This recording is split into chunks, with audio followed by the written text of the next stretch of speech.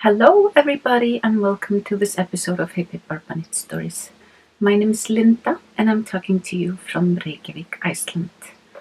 You can find all the details of everything that I talk about on this episode and the contact info for me and my Ravelry group down in the description box down below. So welcome. Again, it's been almost a month since I recorded. I always think that life is calming down and that I will have more time to do this like bi-weekly. That never seems to be the case though. But here I am and we will make the most of it. I have quite a few finishes. A few of them are actually here with me because two of them were samples for Stephen that I've knitted and sent to Amsterdam. Two of them were gifts that I don't have anymore, but two of them I have here with me. But my first finish is actually sewing. I have been on vacation from work and I decided to challenge myself a little bit and do some sewing. I've wanted to do this skirt for quite some time. It's called the Hollyburn skirt from Sewaholic Patterns. I've had it for quite a while and I finally decided to do it. It's been raining quite a lot, so I haven't really been spending a lot of time outdoors. So one rainy day last week, I think. Yeah, last week. I decided to just bite the bullet and just go for it. And I did it. I finished the skirt. I did have some problems with putting in the zipper because I had never done it before. I didn't really know what I was doing. I found some great tutorials online and I did get the zipper in, but the skirt was a little bit too wide and the zipper wasn't sitting correctly, so it kind of made like a bulge in the back. It looked like I had like a tail.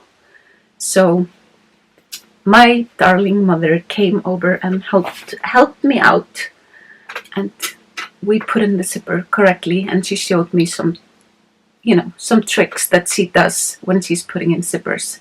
So now I feel more confident in putting in a zipper next time. I'm actually wearing the skirt, but I don't have a lot of space here.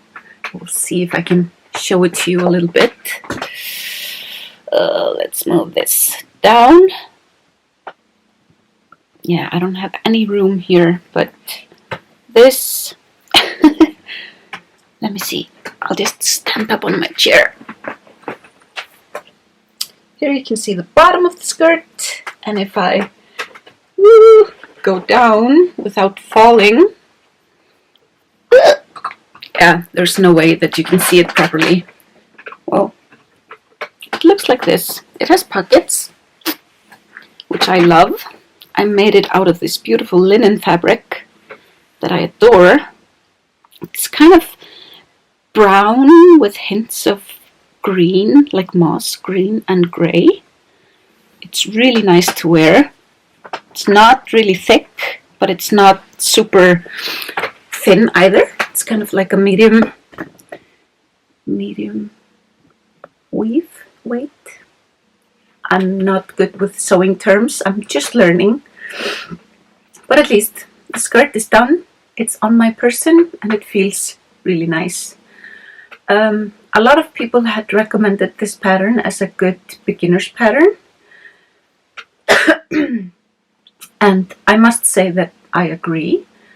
I couldn't believe how quick it was. It took me like,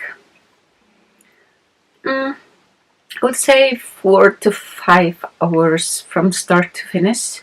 I did like lay out the pattern pieces and trace the pattern and do all of that like preparation thing the evening before. And then I started sewing the next morning. And yeah, I would say like about about 4 to 5 hours from start to finish for my first time. But I imagine like if you have more experience, or if you're doing your second or third skirt of this pattern, it goes by, much quicker than that. So yeah, I do recommend the pattern. I used tutorials that I found online from Inside 23 podcast. It's step-by-step video tutorials. I will link them down below. They're all in a playlist, and it was really, really helpful. And yeah, I absolutely recommend, if you're doing something like this for the first time, try to find a tutorial. There are tutorials for basically everything online now. So yeah, it was really helpful because I didn't really know what I was doing. Like I said, me and sewing machines usually don't really get along.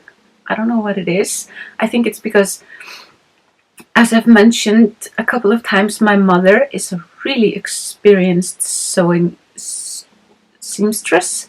She has been sewing since she was around 12. She used to make like clothes for her Barbie dolls and stuff like that.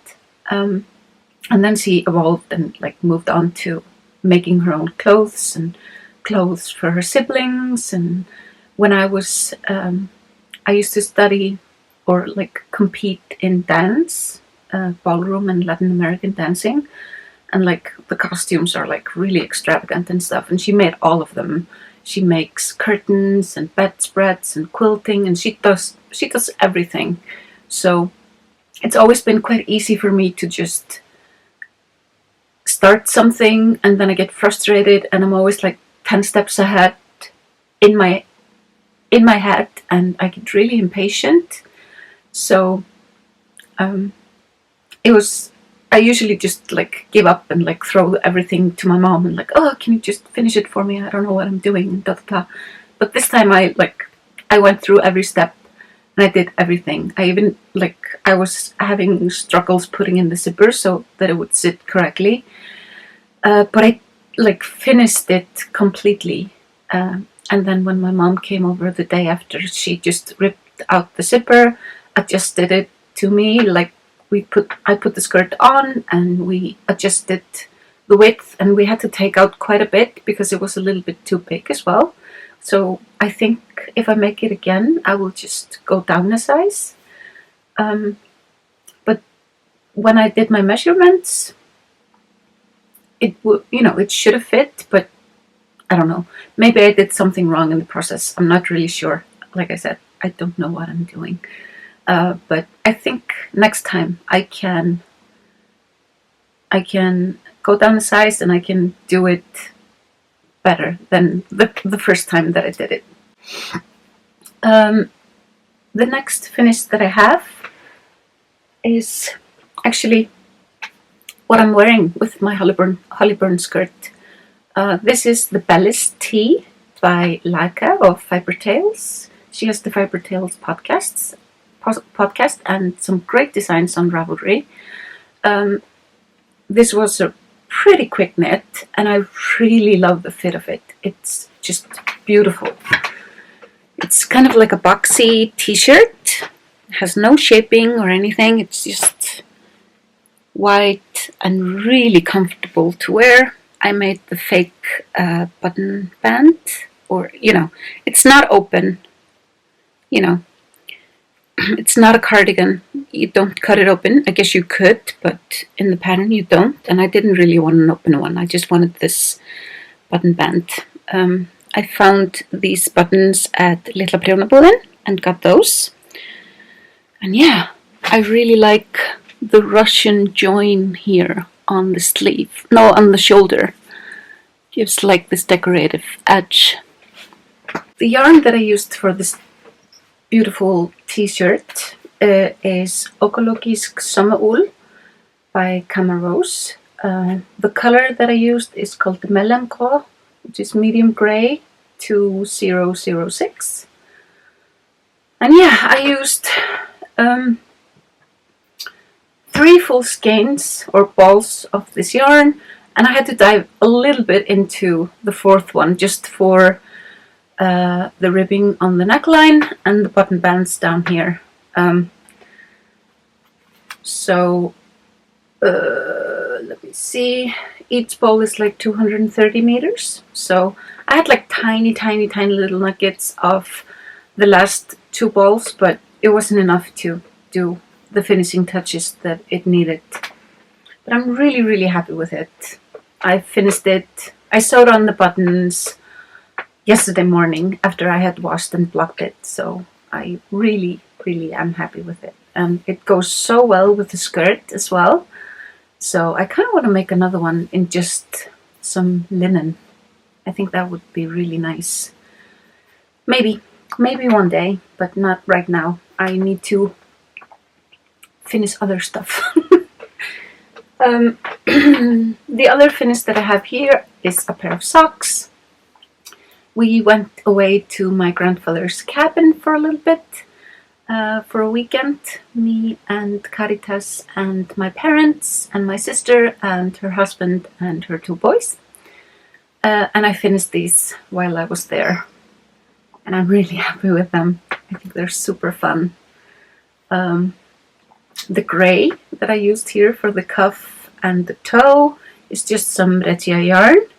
The hot pink in the heel is a mini skein from Vivid Wool, and this is deep old stash. It's Hedgehog Fibres twisted sock twist or something. I don't remember the base. It's not the regular sock that they carry, but the twist. It has a twist on it. It's more woolly and has higher nylon content.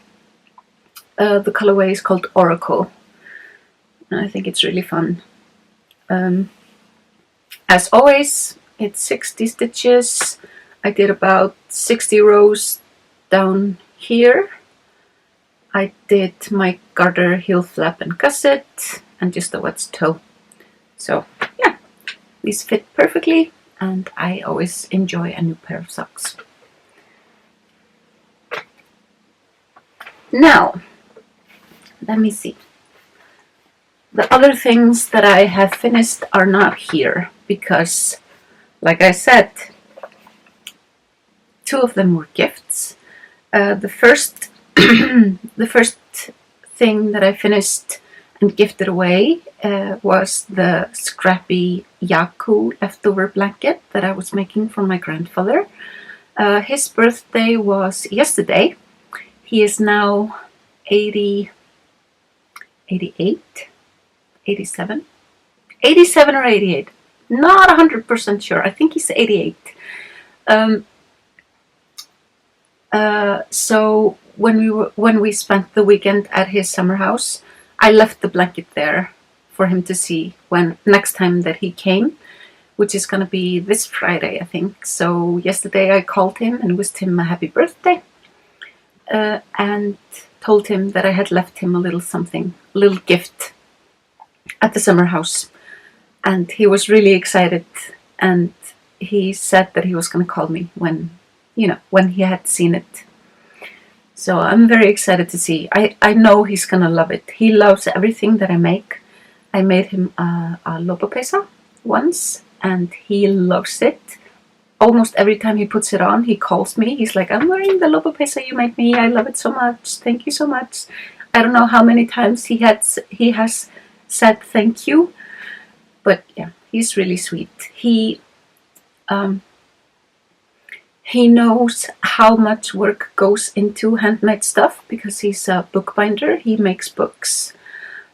So he definitely knows how much effort goes into making stuff for people. And he's really knit-worthy. Yeah, he's amazing. I love my grandfather so much. So yeah, I'm excited to see, to hear from him and, hear what he thinks about the blanket. I'm pretty sure that he's gonna love it. And then my son's birthday was on June 14th. He turned 21. I can't believe that he's 21 because I was 21 when he was born. So it was a little bit of a weird birthday for me personally. I've never thought it's been, strange that my kids are growing up and stuff like that. But this was the first birthday that it didn't really freak me out, but it was different. I think it's just because he turned 21 and I was 21 when I had him. I made him the circus sweater that I have shown on the podcast a few times. I managed to finish it. He loves it. He looks amazing in it. And we are just super, super happy with how it turned out. And yeah, it was a lot of fun to make. I really, really enjoyed this project. If you want a fun, easy knit, you're always just knitting with 2 colors. Nothing complicated. It just goes. And you can just play with colors however you please. And yeah, I thoroughly, thoroughly enjoyed making this sweater for my son. And I think it looks amazing on him. Absolutely amazing. So yeah, that was a really fun project. What's next? Yeah, I made one of the yarn along shawls for Stephen called excuse me, called Sky Storm. It was the Fru Valborg yarn along shipment, or the shawl. I made the blue version of the shawl in a really, really beautiful blue fade. It was a super quick knit, very simple and easy. And yeah, I don't really have anything much to say about it. It was pretty quick. I think the pattern comes out, it's an exclusive pattern for 6 months for participants of the yarn along, but then you can buy the patterns individually after those 6 months have passed. Another sample that I made for Stephen is the new design called Scrap Happy Triangle. This is a beast of a shawl. It's really, really big. It's beautiful, but it really did knit up quickly. It's basically garter stitch and some huge yarn number holes. So it was a super quick knit. It takes a lot of yardage, but I made pretty detailed yardage information on my project notes for this project on Ravelry.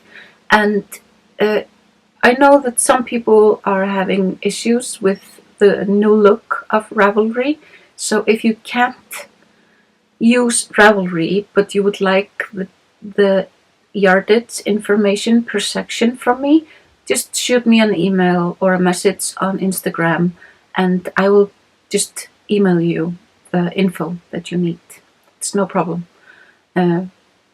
I don't really know how else. Like if you want to make that shawl and you want, I haven't really looked at the finished pattern.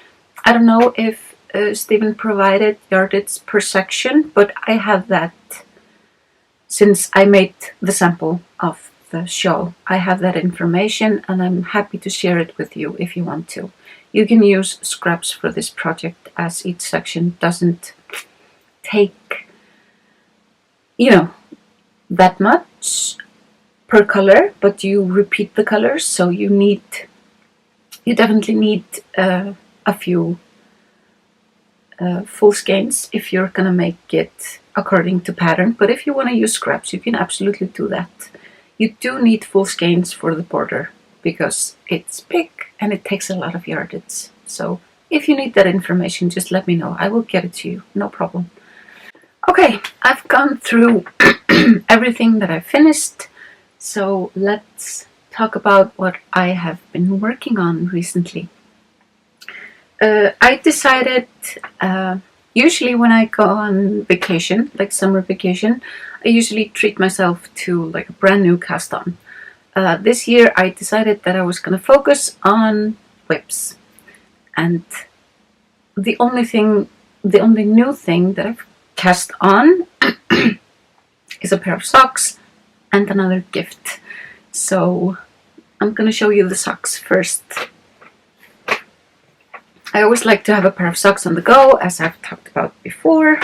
And now I'm working on just another plain vanilla sock. This is what I have done so far. It's a self-striping. It's dyed by Kristín of Vassnes Yarn.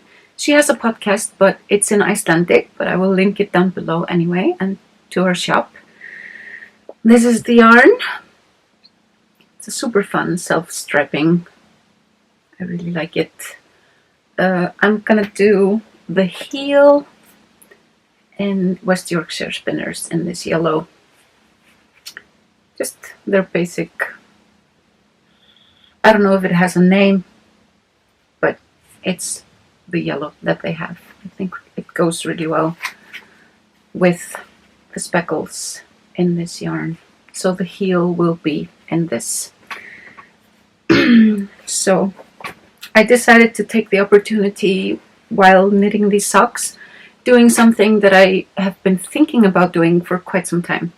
So I knitted the cuff.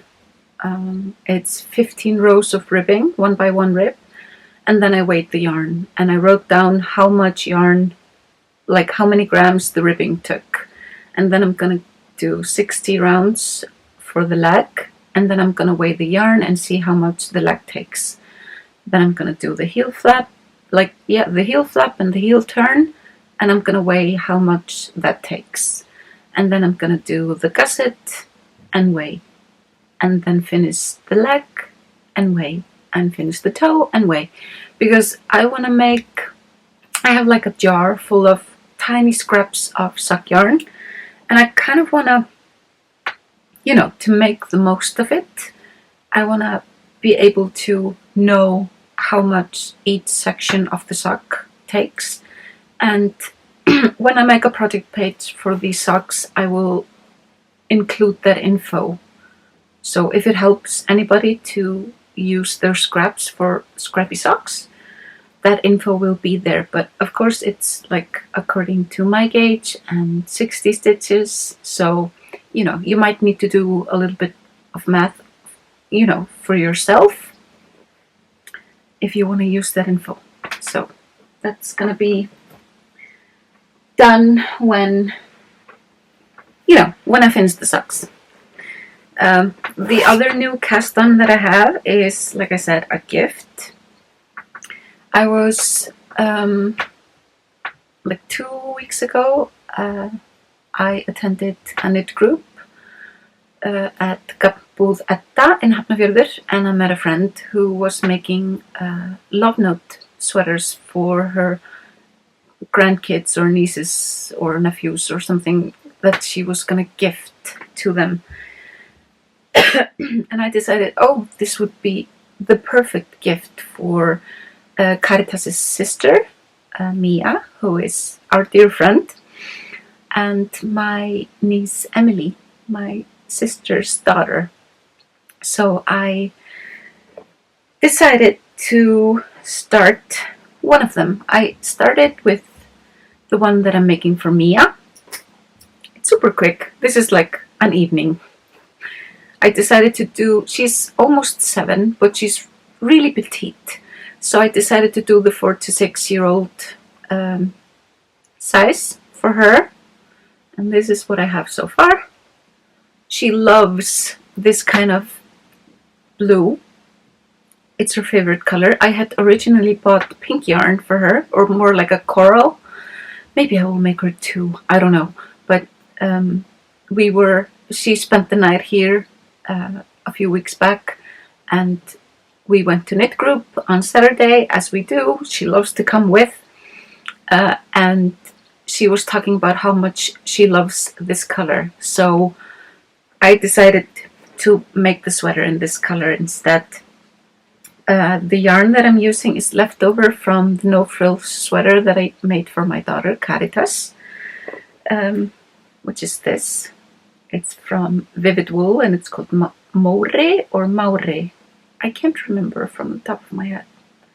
Anyway, it's this beautiful blue, and I'm pairing it with Tilia mohair in this icy blue. So yeah, that's what I'm doing for my friend Mia. I think she's gonna look so cute in this sweater. And you know, it's soft and fluffy, and she is soft and fluffy, so it's a perfect match. I'm gonna grab the yarn that I'm planning on using for the other love note that I'm gonna make for my little niece. So yeah, I'm gonna make another love note for my niece Emily, and I'm gonna use this.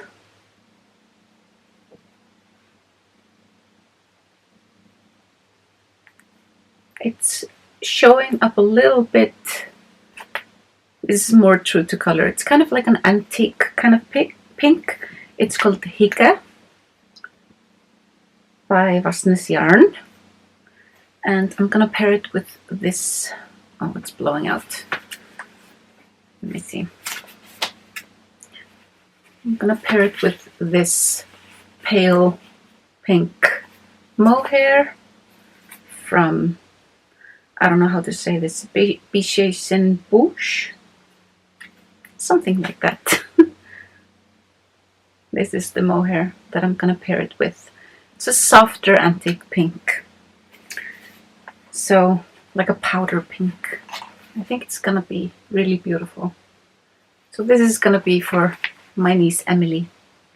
I have also been working a little bit on my Azor sweater. I really want to get this done. I think this is gonna be my next kind of focus piece. Doesn't look that much different from when I showed it to you last. I forgot to put a marker in to show like the progress that I've made, but I'm just plowing away on the body.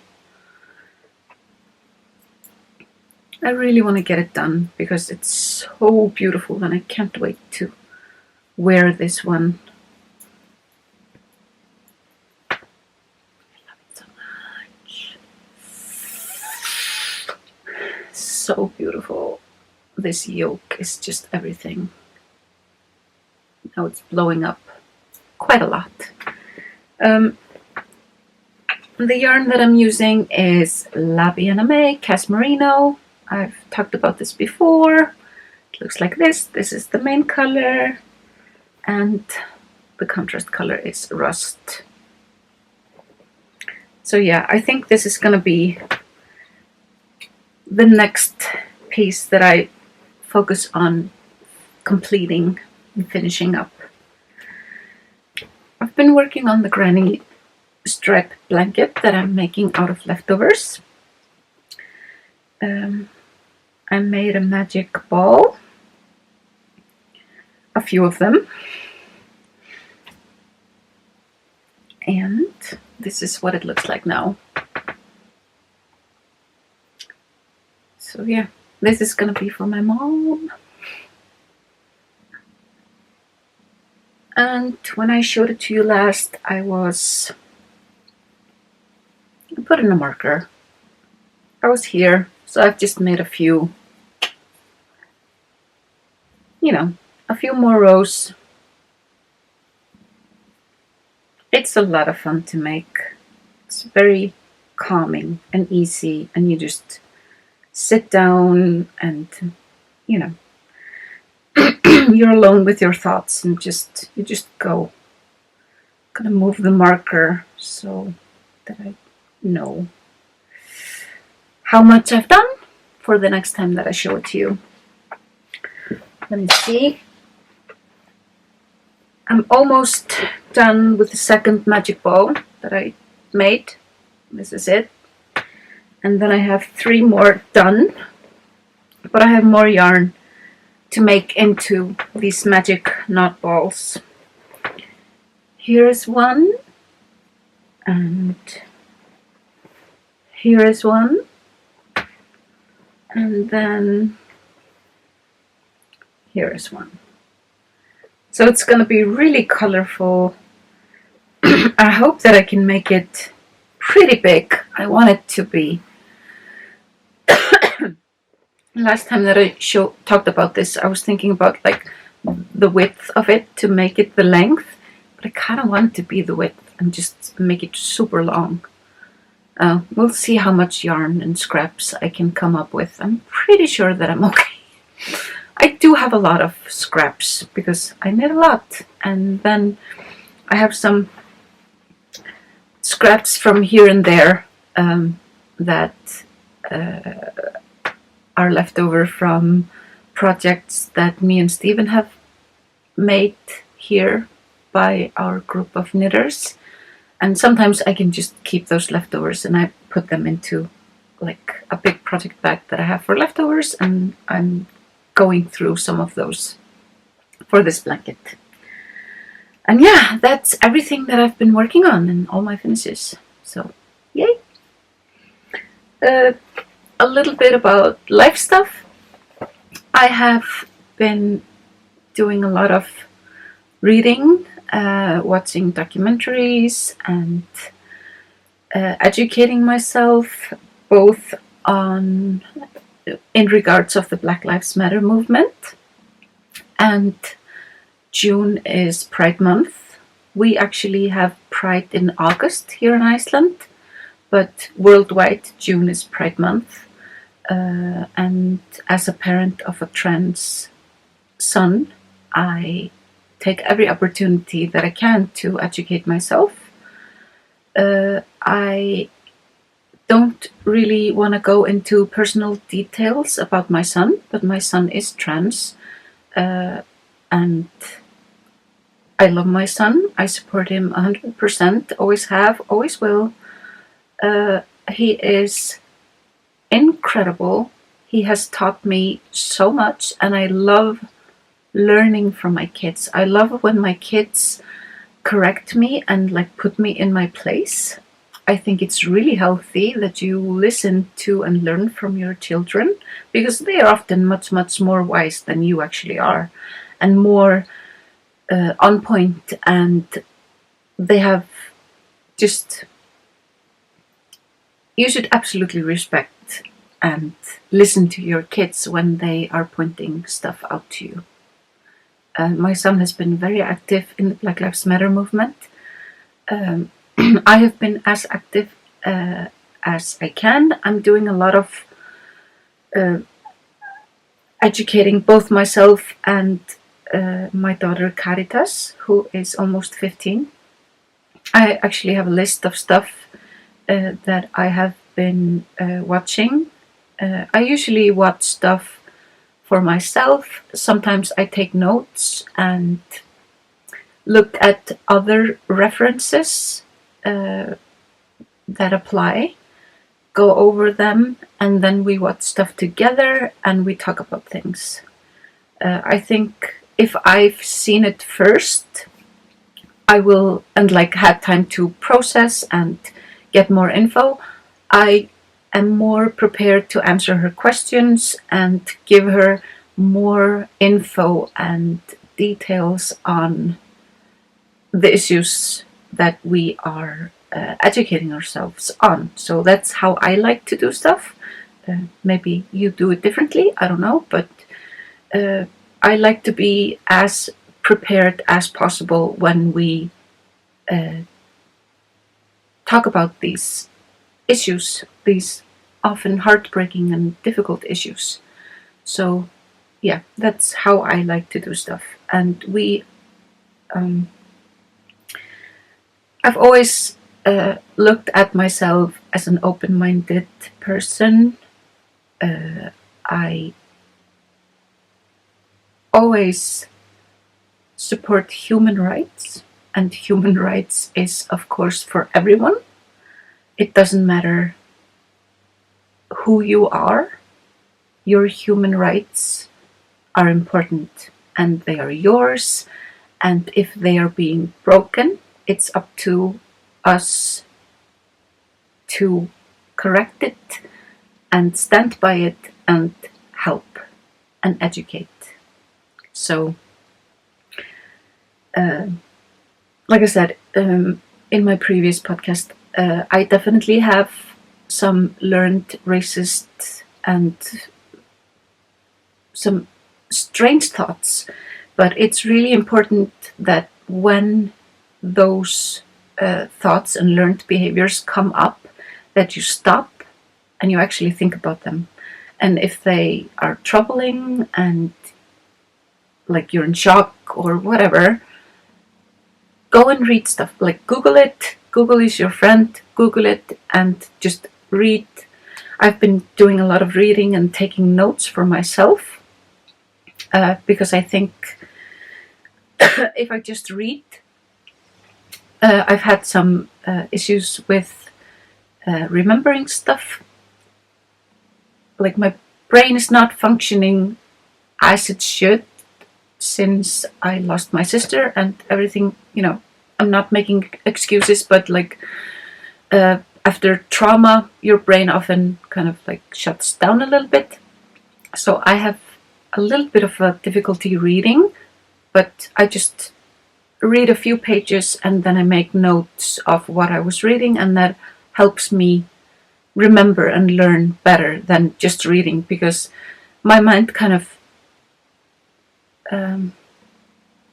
it doesn't really stick. But I find that if I take notes, it helps me learn better. So that's how I like to do stuff. Yeah, so it's an ongoing process, and I'm far from being done with it. I don't think I ever will be done with it. It's definitely an education that you continue throughout your life.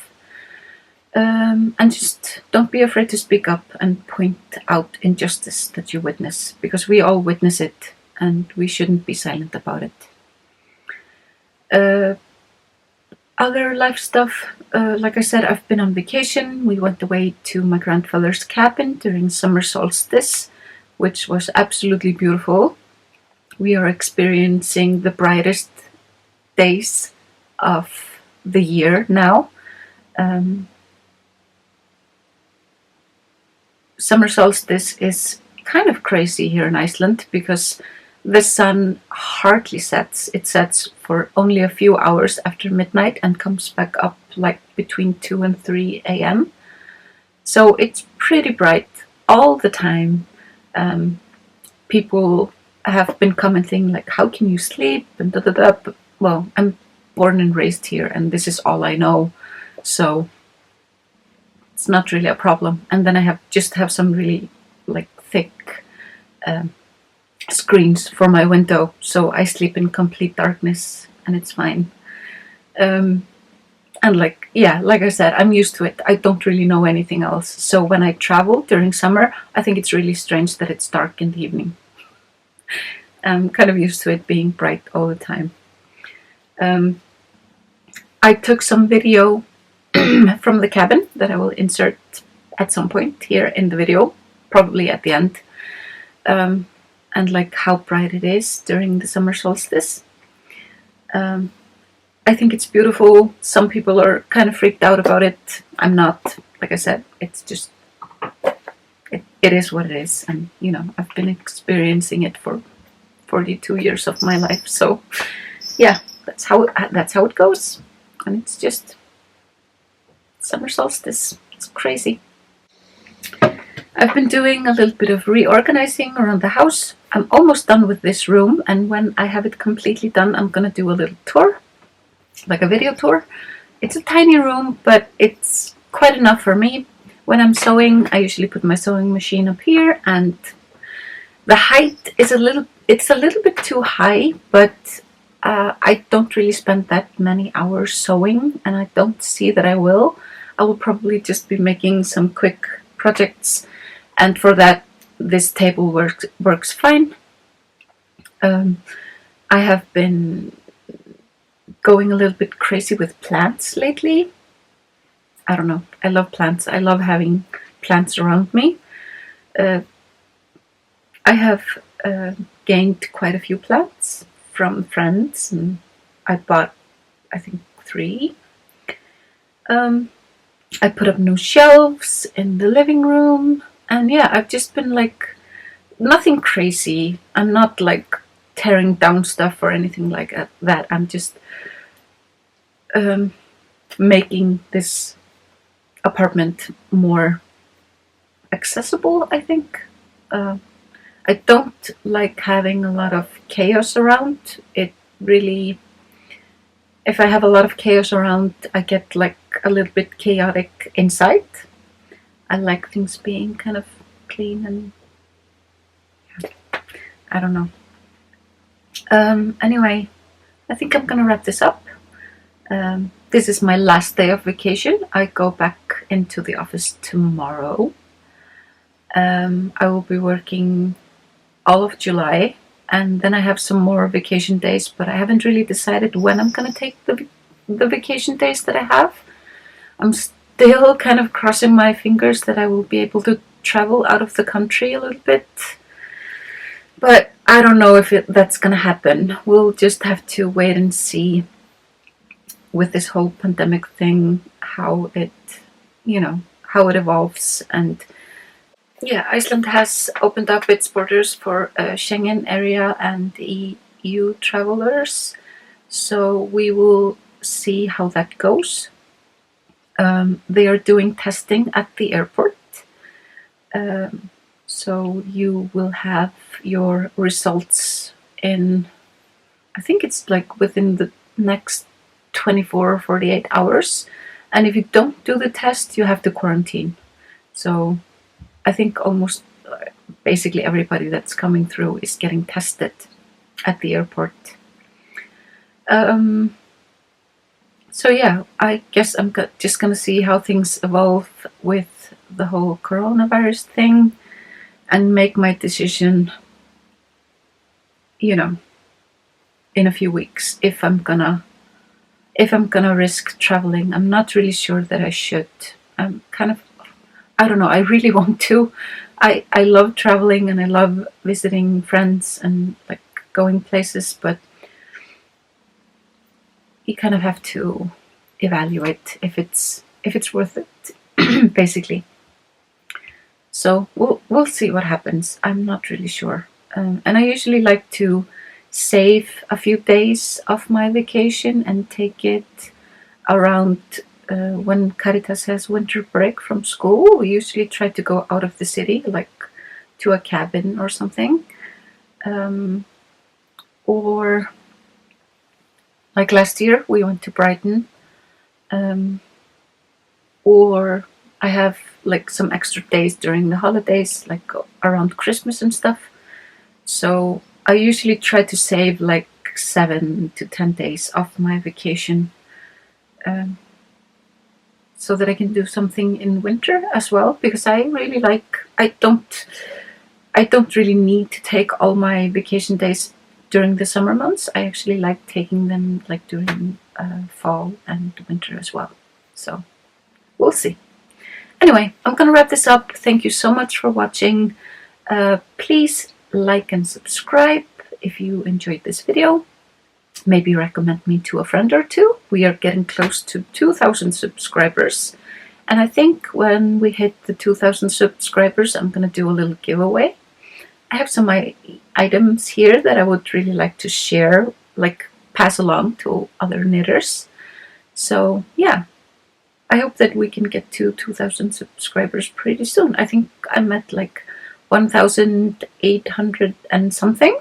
So recommend me to a friend or two, and yeah, we'll see what happens. So thank you so much. I will see you next time. Bye bye.